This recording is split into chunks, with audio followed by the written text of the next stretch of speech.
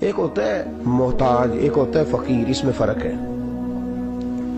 ایک آدمی کو اچھے کپڑے پہننے کے پیسے نہیں ملتے تو وہ فقیر نہیں، وہ محتاج ہے، اس کے پاس تو ہے ہی نہیں تو وہ کہاں سے پہنے۔ لیکن ایک آدمی کے پاس لاکھوں اور کروڑوں روپیہ پڑا ہے لیکن وہ بھی سادہ سا لباس پہننا پسند کرتا ہے تو یہ فقیر ہے، یہ درویش ہے۔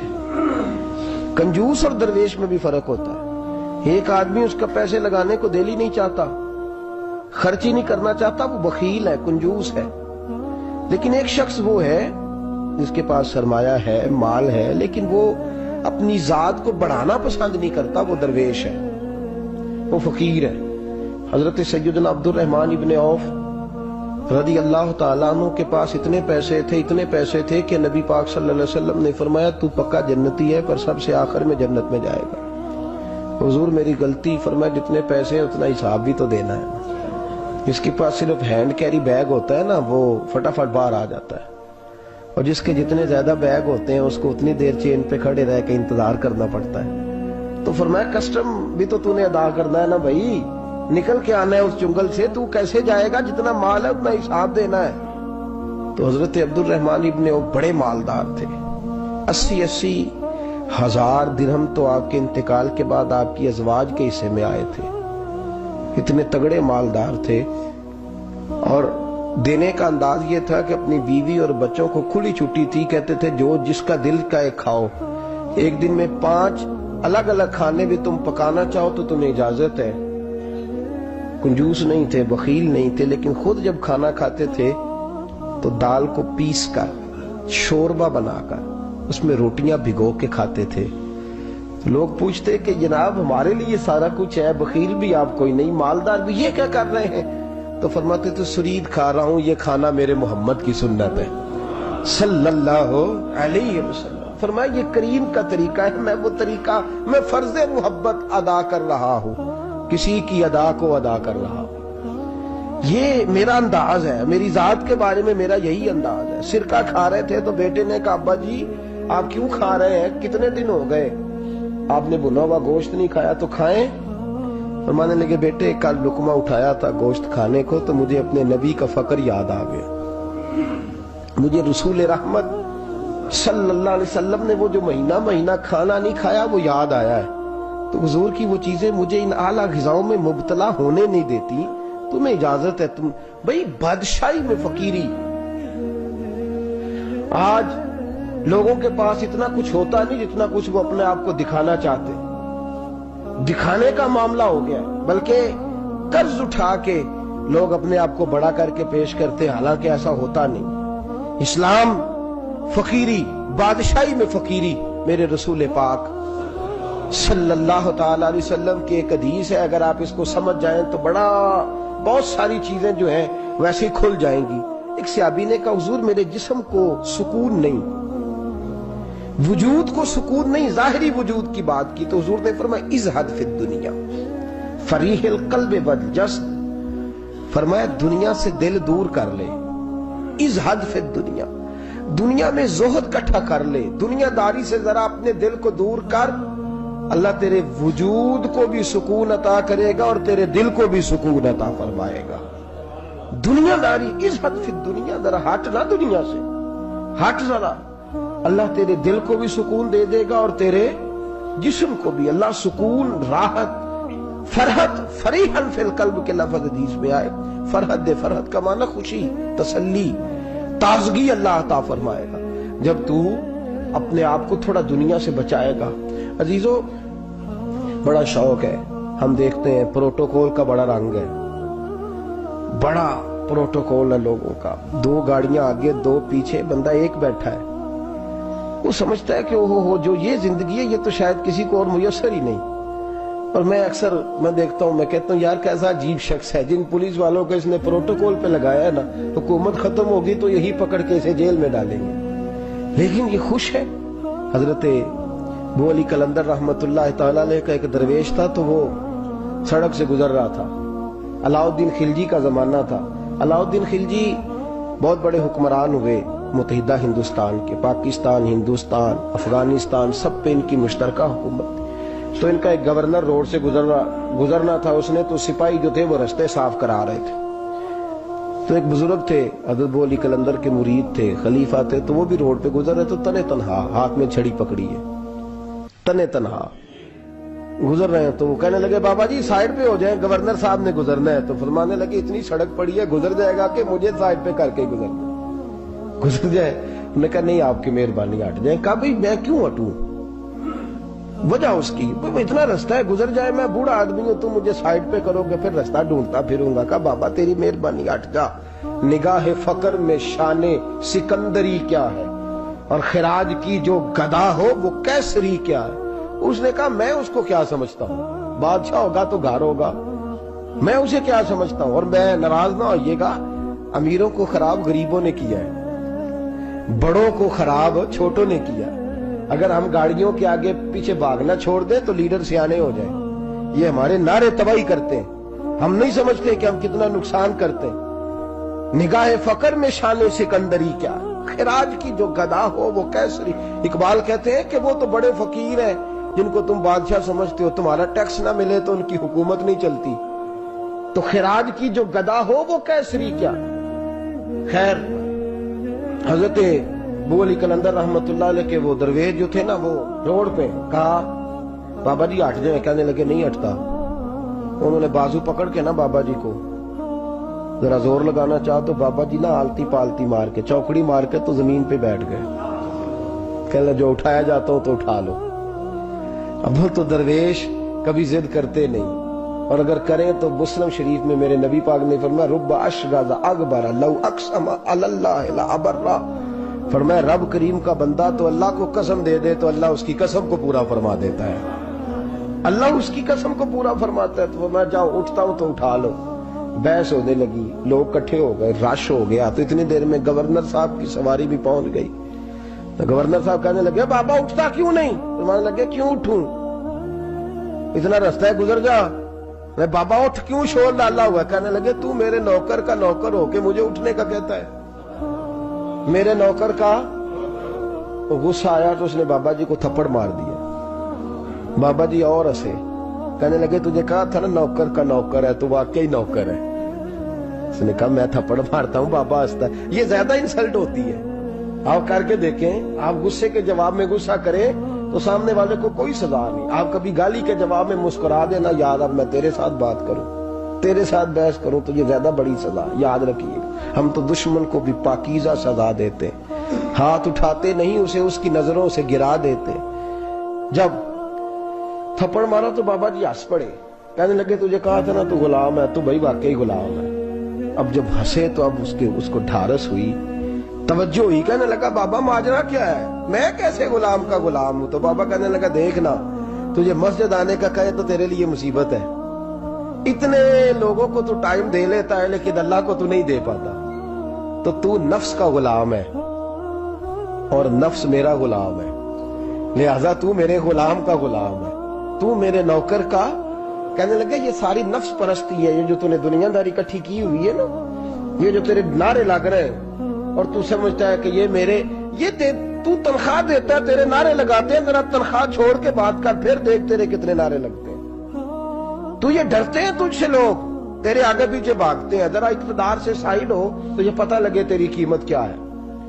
تو سمجھتا ہے کہ میری جیب میں پیسے ہیں، لوگ مجھے سلوٹ کرتے ہیں، تو نہیں ہے، تجھے سلام کوئی بھی نہیں کر رہا، تیری جیب کو سلام ہو رہا ہے، تیرے عہدے اقتدار کو اور تیری وحشت اور دہشت کو سلام ہے۔ اس نے کہا حضرت جی مجھے سلام کب ہوگا؟ تو فرمانے لگے جب تو بادشاہی میں فقیری کرے گا، جب تو بادشاہی میں بھی فقیری ہوتی ہے میرے عزیزوں، بادشاہی میں بھی فقیری ہوتی ہے۔ آپ کے اس ہندوستان کے ایک بادشاہ کا نام اورنگزیب عالمگیر بھی ہے۔ اورنگزیب عالمگیر کے انتقال کا وقت آیا نا تو اورنگزیب عالمگیر بیمار ہوئے، آخری وقت منبر پہ چڑھے اور لوگوں کو کہنے لگے لوگوں تم مجھ سے اکثر پوچھتے تھے نا کہ بادشاہ تیری 2 انگلیوں پہ سیاہی کو لگی رہتی ہے اور تیرے ہاتھوں میں سوراخ کیوں رہتے ہیں؟ اورنگزیب عالمگیر یہ میں آپ کو فرشتوں کی کہانی نہیں سنا رہا، اس دنیا میں، اس دور میں، اس دھرتی پر بسنے والے لوگوں کی کل کی بات سنا رہا ہوں۔ اس ہندوستان میں ہندوؤں کے ملک پر حکومت کرنے والے ایک مسلمان دیانتدار بادشاہ کی بات سنو.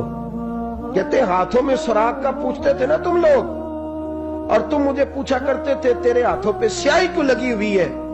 اورنگزیب عالمگیر متحدہ ہندوستان کا مطلق العنان بادشاہ کہنے لگا میرے انتقال کا وقت آ گیا ہے.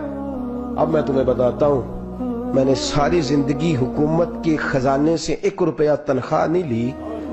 میں کتابت کرتا تھا, کتابیں لکھ کے جو مجھے مزدوری ملتی تھی, اور میں ٹوپیاں سیا کرتا تھا, میرے ہاتھوں میں سوراخ ہو جاتے تھے. میں نے اس کا رزق حلال کھایا ہے.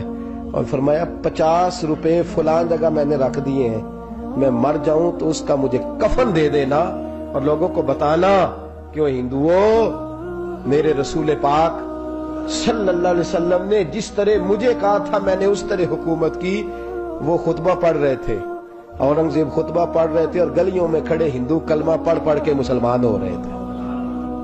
میرے دوست, یہ بادشاہی میں فقیری. ہمارے پاس تو پیسے آتے ہیں تو ڈرائیور کی ذمہ داری ہے, یہ بھی پروٹوکول ہے. ڈرائیور نے گاڑی بھی چلانی ہے اور صاحب کا دروازہ بھی کھولنا اس نے. اندر بیٹھیں گے تو دروازہ بھی ڈرائیور صاحب نے. نفس پرستی ہے, جتنا مرضی آگے لے جاؤ, اتنا مرضی. یہ کوئی بادشاہی, یہ کوئی آپ کا بڑا پن نہیں ہے. وہ تنخواہ لیتا ہے, مجبور ہے, کیا کرے. ہو سکتا ہے کل کو اس کے پاس پیسے آئیں تو بدلہ لینے کے لیے آپ کو ہی بلا لے کہ چل میرا دروازہ کھول. وہ محبت کے ساتھ, عقیدت کے ساتھ تھوڑی ایسے کر رہا ہے. ہم سرا مال آتا ہے ہم بڑے بن جاتے ہیں. جو بڑے تھے وہ حضرت مولا کائنات شیر خدا علی المرتضیٰ رضی اللہ تعالیٰ عنہ فرماتے ہیں میں نے حضور کی بارگاہ میں عرض کی یا رسول اللہ کو نصیحت ہی کر دیں, حضور مجھے کوئی. تو حضور نے فرمایا علی جو دنیا میں پروٹوکول لیتا ہے آخرت میں رسوا ہو جاتا ہے. جو دنیا میں دنیا داری دبدبے تنتنے کی خواہش کرتا ہے, خواہش کرت. ملا رومی رحمت اللہ علیہ نے بڑا عجیب جملہ لکھا ہے. ملا رومی کہتے ہیں ہمارے پاس فرعون جتنے پیسے نہیں, نمرود جتنی دولت نہیں, ورنہ کئی لوگوں کا خدا بننے کو دل کرتا ہے. معاذ اللہ تعالیٰ. وہ کہتے ہیں کئی لوگوں کا دل کرتا ہے کہ لوگ ہمیں سجدہ کریں, لیکن فرعون اور نمرود جتنی طاقت دولت نہیں, ورنہ لوگ کرائیں. معاذ اللہ تعالیٰ. خواہشات نفس اتنی بڑھ گئی ہیں. اچھا لگتا ہے, اچھا لگتا ہے. ہمارے لیڈران کہتے ہیں 2-4 بندے ہلکے میں مرے نہ تو الیکشن کا مزہ ہی نہیں. معاذ اللہ تعالیٰ یہ ہمارا حال ہو گیا. ہم نعرہ بازی کی قائل قوم ہیں, ہم نعروں پہ زندہ رہنے والے نفس پرست بنتے جا رہے ہیں. شیر خدا رضی اللہ تعالیٰ عنہ فرماتے ہیں رسول کریم نے فرمایا جو یہاں عزتیں ڈھونڈتا ہے, یہاں خواہش کرتا ہے نعروں کی, پروٹوکول کی, آخرت میں رسوا کر دیا جاتا ہے. اور فرمایا جو یہاں جھک جاتا ہے اللہ قیامت میں اسے عزتیں عطا فرما دے گا. یہ حضور نے نصیحت فرمائی. حضرت عمر بن عبدالعزیز. زمانہ ڈرتا تھا, بڑا نام ہے. فقیری اور چیز ہے, درویشی. اقبال کہتے ہیں دیار عشق میں اپنا مقام پیدا کر, نیا زمانہ نئے صبح و شام پیدا کر. خدا اگر دل فطرت شناس کرے عطا تجھ کو, سکوت لالا و گل سے کلام پیدا کر. میرا طریق امیری نہیں فقیری ہے, خود ہی نہ بیچ غریبی میں نام پیدا کر. حضرت عمر بن عبدالعزیز رات کو بیٹھ کے نہ لکھ رہے تھے, تو ایک نوجوان آپ کی خدمت کے لیے رہتا تھا ہر وقت. حضرت جی لکھ رہے تھے, چراغ جل رہا تھا تو کوئی تحریر کر رہے تھے. ایک مہمان بھی آیا ہوا تھا, تو وہ نوجوان نہ بیٹھے بیٹھے نہ لیٹا تو سو گیا. توجہ ہے آپ کی میری بات پہ؟ بیٹھا بیٹھا نہ وہ بیچارہ سو گیا, تو حضرت نے تکیہ پیش کر دیا. وہ نوجوان نے تکیہ پکڑا تو اس نے لپاٹ کے وہ گہری نیند چلا گیا. ایک جھونکا ہوا کا آیا تو چراغ گل ہو گیا. مہمان بیٹھا تھا, کہنے لگا حضرت جی میں چراغ جلا دوں؟ فرمانے لگے نہیں, مہمان سے خدمت نہیں لینی چاہیے, میں جلاتا ہوں. کہا پھر اس کو اٹھا لے. کہنے لگے جوانوں کو نیند زیادہ آتی ہے, سویا رہنے دو. کہا حضور سونے تو نہیں آیا, خدمت کے لیے آیا. فرمانے لگے یار سویا رہنے دو, کیا عرض ہے. حضرت عمر بن عبدالعزیز اٹھے, چراغ جلایا, واپس آ کے بیٹھے تو وہ دیکھے نا, یہ بادشاہوں کے لیے تو نہیں نا ایسا ہوتا, بادشاہ تو نہیں نا کر سکتے. یہاں تو تھوڑا سا جس کے پاس پیسہ آ جائے وہ کہتا ہے کہ تو نوکر میرے منہ میں کبھی لقمہ بھی ڈال دے تو پھر ہی ہے. میں اس کا مجھ سے تنخواہ لیتا ہے اور اب یہ اتنا کام بھی نہیں کر سکتا. ہر کام ہم کرانا پسند کرتے ہیں. کہا حضرت عمر بن عبدالعزیز سے کہنے لگا حضور عجیب آپ بادشاہ ہیں, آپ نے غلام کو جگایا ہی نہیں. حضرت عمر نے کیا, حضرت عمر بن عبدالعزیز نے جو قانون پیش کیا بڑا زبردست ہے. فرمانے لگے کم تو انا عمر بن عبدالعزیز رجعت अना उमर बिन अब्दुल अजीज। फरमाने लगे क्या हो गया है? मैं जब चिराग जलाने गया था तो फिर भी उमर बिन अब्दुल अजीज ही था, और वापस आया हूं तो फिर भी उमर बिन अब्दुल, मैं तब्दील। मुहद्दिस इब्न जौजी ने लिखा है, कहने लगे कुम तू जब गया था अना उमर बिन अब्दुल अजीज, फिर भी उमर बिन रजा तू, और मैं लौट आया हूं, वापस आया हूं तो देख लो कोई कमी तो नहीं हुई, मेरा बाप भी वही है, मैं भी आना उमर बिन अब्दुल अजीज। मैं बदला तो दियार इश्क में अपना मकाम पैदा कर, नया जमाना नए सुबह शाम पैदा कर। बादशाही में जो फकीरी है ना मेरे दोस्त, जो उसकी लज्जत है, देखिए ना रसूल पाक सल्लल्लाहु ताला अलैहि वसल्लम दो जहां के बादशाह। हुजूर फरमाते हैं मेरे दो वजीर जमीन पे हैं, दो आसमानों पे हैं। वजीर किसके होते हैं? बोलिए ना, दो मेरे वजीर, तिरमिजी की हदीस है, दो जमीन पे हैं, दो। हुजूर जमीन वाले वजीर कौन से हैं? फरमाया अबू बकर और उमर। आसमान वाले कौन है? फरमाया जिब्रील और मीकाईल अलैहिमुस्सलाम। मेरे दो वजीर यहाँ हैं, दो वजीर। हुजूर बादशाह है, वो दो आलम की रहमत थे, जहां चाहते वहीं रहते, ये उनकी मेहरबानी है कि ये आलम पसंद आया। हुजूर दो जहां के बादशाह हैं, लेकिन मेरे नबी पाक कपड़ा खुद सी रहे हैं। जूता टूट गया है तो रसूल पाक सल्लल्लाहु अलैहि वसल्लम उसको गांठ भी, उनते मेरे ख्याल जुती ढुलाने वाला काम मौकी नहीं गया जी। मेरा नहीं ख्याल कि अब कोई 10,000 जो तनख्वाह लेता है वो भी जूता गांठता हो। नहीं, आप ही की गंढना, किसी को भी नहीं गंढाईदा। क्या ख्याल है आपका? ठीक बात कर रहा हूं।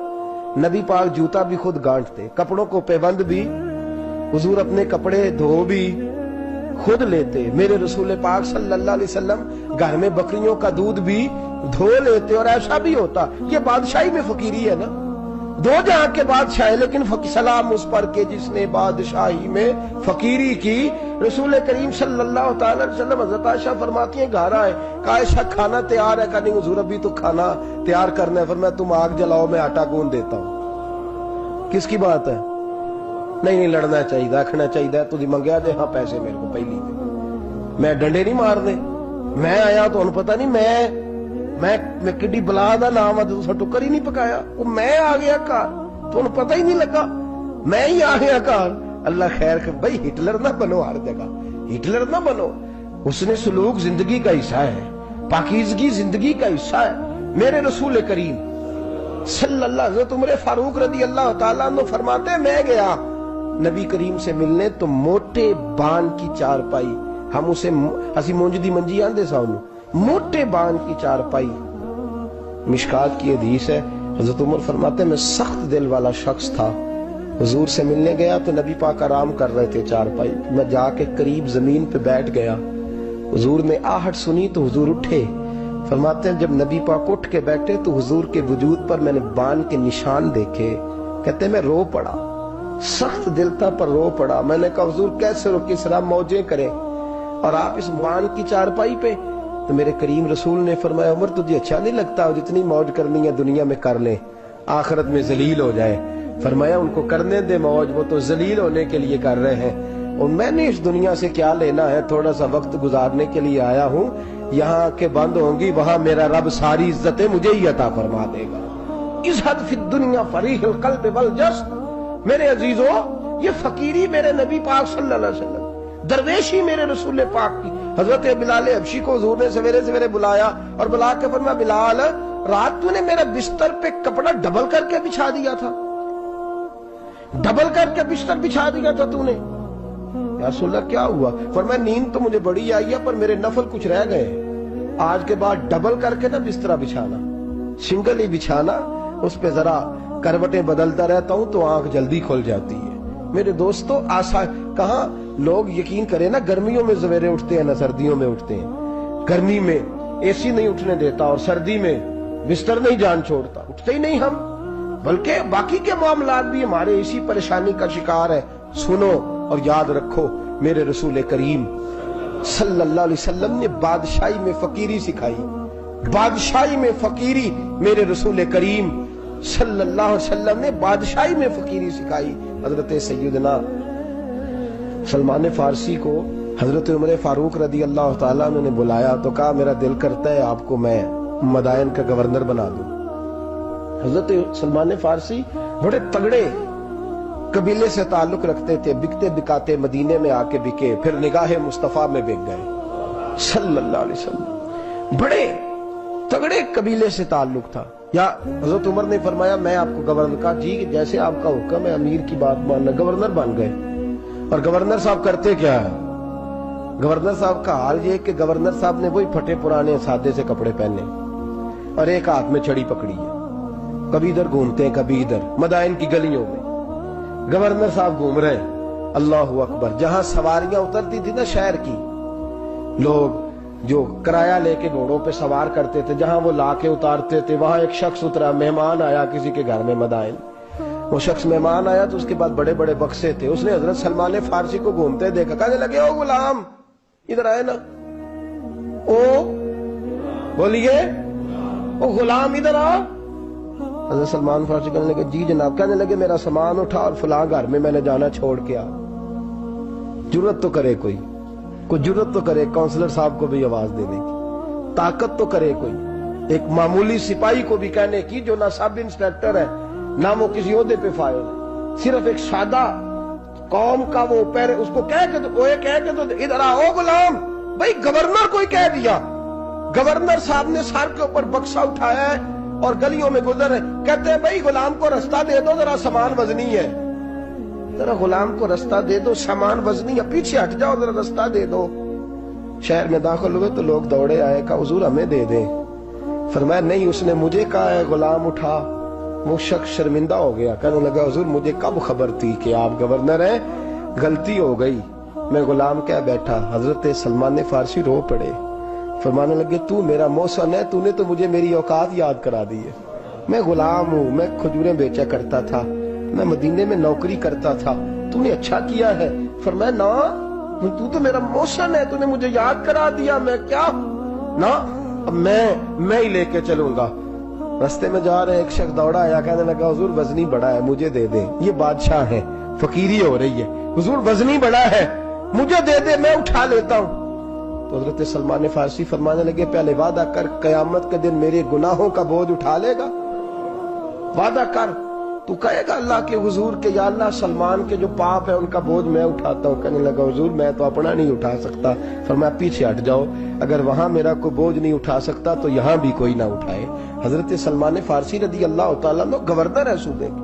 میرے دوست, ہماری یہ جو جھوٹی انا ہے نا, لوگ میرا استقبال کرے, مجھے اٹھ کے ملے, مجھے پروٹوکول دے, میرا نام جپے, میں ہوتی رہے ہر جگہ, بس مجھے ہی لوگ جانے. اور میرے عزیز اس دھندے سے باہر آ, نفس پرستی کی اس جنگ سے نکل آ, اپنے مزاج کی اس قلت سے نکل آ, اپنے آپ کو جو بات نہیں بھی آتی ہوتی اس میں بھی ہم دخل دے کے اپنا کوئی نہ کوئی پیغام اور جملہ ضرور بیان کرنا چاہتے ہیں. بھئی ہمارا بھی نام لے لو, ہم بھی شامل ہیں, ہمیں بھی پتہ ہے اس گورکھ دھندے کا کچھ نہ کچھ, ہمیں بھی شامل کر لو. یہ نفس پرستی کی جنگ ہے, اس سے نکلو. اگر رب کریم نے بادشاہی دی ہے تو اس میں فقیری کرو. کبھی کبھی اپنے کپڑے خود استری کر لینے چاہیے. نہیں نہ بولے آپ لوگ, مشکل کام بتا دیا نا میں نے. کس کے کپڑے استری کرنے کو کہا جی؟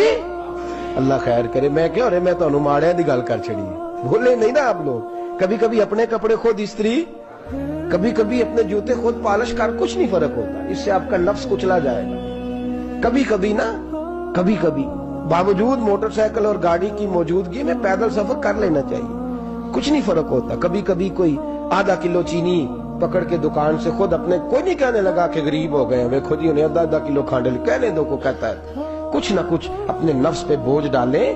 بھئی کبھی کبھی آپ بھی, کبھی جو آپ کا ملازم ہے نا گھر میں, اس کو بٹھا کے کہا کریں بیٹھ یار میرا دل کرتا ہے میں تمہیں چائے بنا کے دوں. کبھی کہا کریں گھر والوں کو بیٹھو آج میں تمہیں کھانا گرم کر کے دے دیتا ہوں. کچھ فرق نہیں آنے لگا, عزت شان میں کوئی کمی نہیں آنے لگی. کبھی کبھی یہ کام, وہ جو گھومنے والی کرسی رکھی ہوئی ہے نا جس پہ بیٹھ کے ہم حساب کرتے ہیں, کبھی کبھی اس پہ کسی غریب کو بھی بٹھا کے دیکھیں, کچھ نہیں فرق آنے لگا.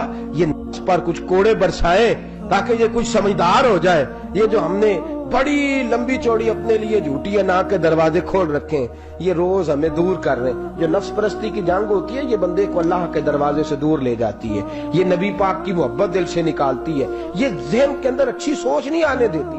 ذہن میں جب بھی کوئی بات آتی ہے بری آتی ہے. تکبر اور غرور والے جو لوگ تھے نا ان کا کبھی کچھ نہیں ہو سکا. جس نے کہا ہے مجھے چودھری صاحب کو, وہ بیچارہ اسی چکر میں رہا ہے.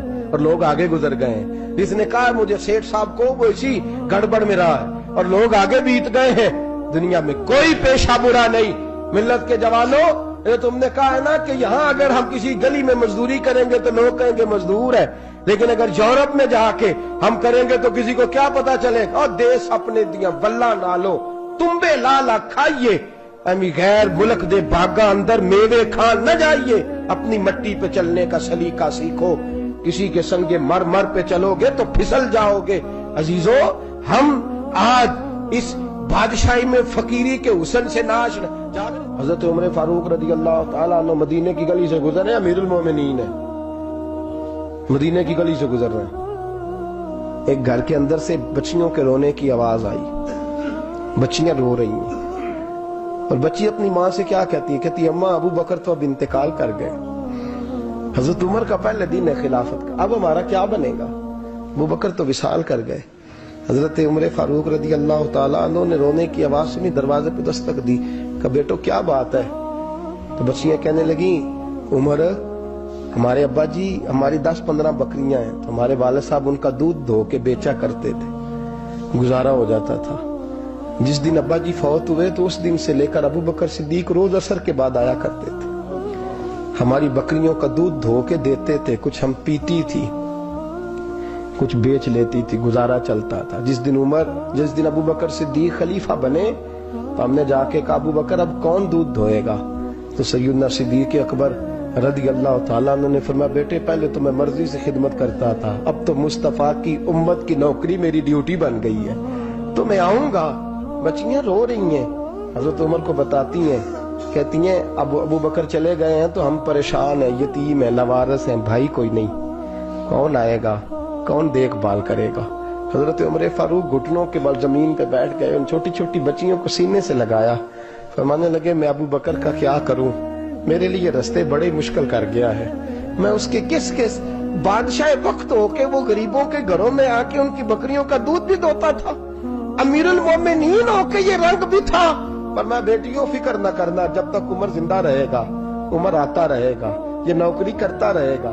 کوئی دن بیتے تو حضرت عمر فاروق کو یاد آیا اوہو مدینے میں ایک بوڑھی اماں بھی رہتی ہے جس کا کوئی گھر کا کام کرنے والا نہیں، اور جس بی بی کا کوئی بال بچہ نہیں اور آنکھوں سے بھی وہ نابینی ہے.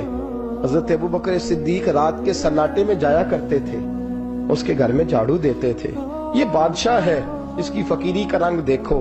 اس کو کنویں سے پانی بھر کے لا کے دیتے تھے. اور یہ لفظ آپ سنیں گے تو حیران ہو جائیں گے. اس بوڑھی اماں کے لیے نا ایک کونے میں گھر میں دور باہر شیر میں ایک جگہ کھود دی تھی جہاں وہ بی بی پخانہ اور پیشاب کرتی تھی. امیر المومنین حضرت ابو بکر صدیق رات کو جاتے تھے اور اس کا وہ پخانہ وہاں سے اٹھا کے باہر پھینک کے آیا کرتے تھے. اس عورت نے پیغام بھیجا کہ عمر سے کہو میری بھی ڈیوٹیاں تو نے سر انجام دینی ہیں. عمر فاروق ساری رات کام کرتے، سناٹا گہرا ہوتا تو جھاڑو دبایا ہے بغل میں اور عمر فاروق نکلے ہوئے اس بی بی کے گھر میں جھاڑو دیا جا رہا ہے. حضرت انس بن مالک فرماتے ہیں میں نے آخری عمر میں بھی اس بوڑھے عمر کو دیکھا، اس بڑھاپے میں بھی میں نے اس شخص کو دیکھا ہے کہ جب وجود کمزور ہو گیا، داڑھی سفید ہو گئی، لیکن پھر بھی اس کا انداز نہیں بدلا.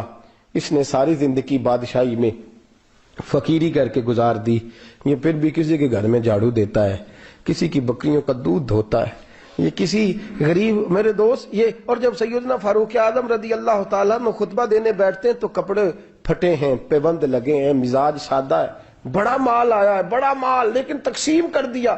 اور یہی انداز آگے اپنے گورنروں کو دیا.